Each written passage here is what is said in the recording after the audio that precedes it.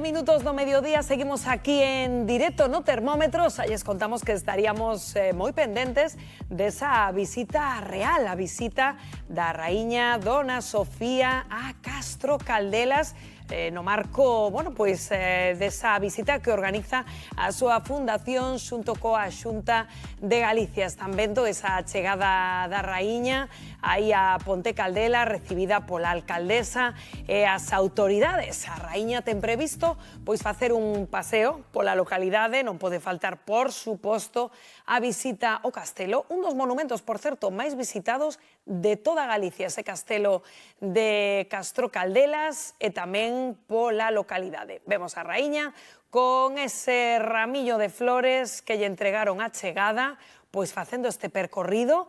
Estaba pensando, compañeros, Gloria, que hoxe estamos tendo un día meteorolóxicamente cambiante. Víamos aí a Óscar en Lugo, como tiña esa néboa, pero mira, semella que aí en Ourense, pois frío día non, solleiro. non creo que este pasando, eh? Non.